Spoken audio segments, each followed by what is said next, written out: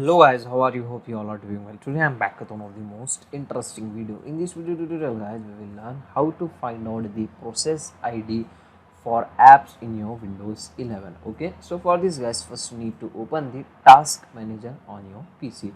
To open the task manager, use the shortcut key, hold control key button, shift key button and then press escape from your keyboard. It will open the task manager. Okay, in the task manager go to details tab like this.